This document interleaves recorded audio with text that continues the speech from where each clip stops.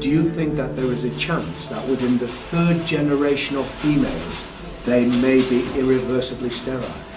Not in the third generation, but in the fifth generation, and that would for humans be something in the order of 150 years ahead of us. And of course, then it's too late to say that you are sorry, and it's very too late to say stop. There is a wealth of papers. I mean, we're talking about thousands of published papers in the scientific literature, few of which, or sometimes none of which, have entered the official documentations from authorities and likewise. So I think it's really time to have an independent compilation of data. Such was done at August 31st, 2007 in the form of the Bioinitiative report, of which I was one of the authors. And then we put together approximately 2,000 scientific references on a little bit more than 600 pages, clearly saying that if you, for instance, if you are a rat or a mouse or a cell or a molecule, you should definitely not allow yourself to be exposed to this. And in the meantime, we have this full-scale experiment using our own kids.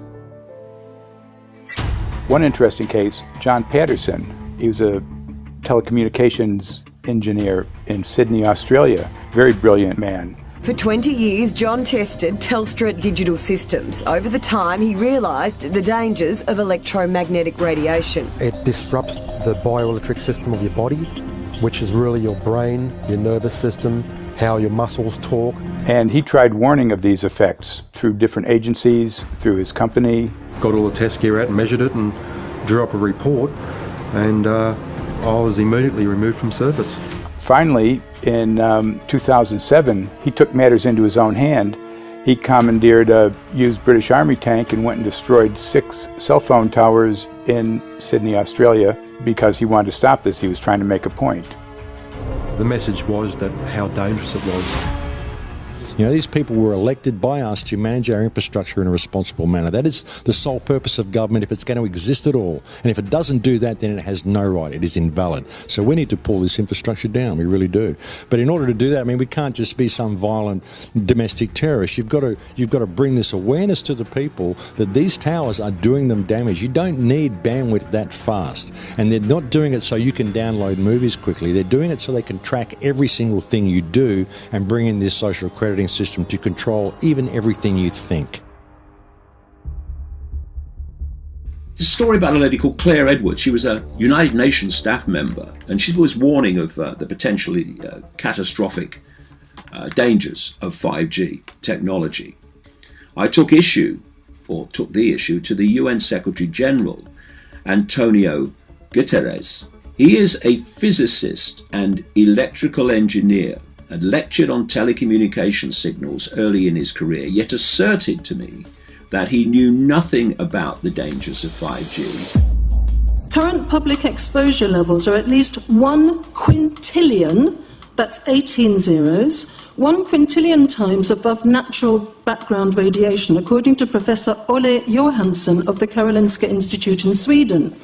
The highly dangerous biological effects of EMFs have been documented by thousands of studies since 1932, indicating that we may be facing a global health catastrophe orders of magnitude worse than those caused by tobacco and cigarettes. 5G is designed to deliver concentrated and focused electromagnetic radiation in excess of 100 times current levels, in the same way as do directed energy weapons. There is currently an international appeal signed by 237 EMF scientists from 41 nations, urging the UN and particularly the WHO to exert strong leadership in fostering the development of more protective EMF guidelines, encouraging precautionary measures and educating the public about the considerable health risks, particularly the risks to children and fetal development.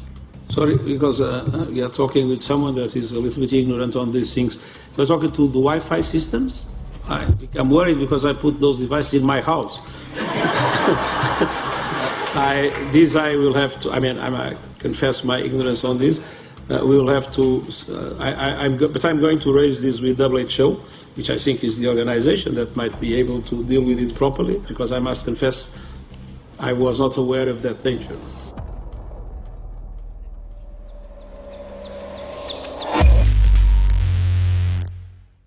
In 1996, when the Telecommunications Act was passed, in it was a provision essentially that kept local officials from addressing health issue concerns when approving or not approving a cell tower. So that's correct. But then something new is happening. We've talked a lot about it on the Solari report, thanks to Jason Bowden-Smith and his website, EMF Warriors. But this is new. This is very, very new. So you're basically, sending out an appeal on something that in one sense hasn't happened yet. This is not just an incremental change. This is a big step up. It's a sea change. An onslaught's not an improper word. It's a bombardment. So instead of a cell tower 1 mile or 2 miles from you and you still have cell phone service, we're going to have antennas every block, and some poor soul is going to have one mounted to a utility pole maybe less than 20 meters from their home. So this kind of invasive bombardment with this many antennas, I mean, just in 1 square mile, if you do the math, 1 per block and 16 blocks per mile, that's about 250 antennas per square mile. The millimeter wave is untested. Former FCC Chairman Tom Wheeler openly said that they don't plan to test. We won't wait for the standards. And then our appeal also addresses the fact that there's a plan to roll out 5G through satellites in low Earth orbit. So 20,000 satellites, which will cover every square foot of the planet with a 5G signal.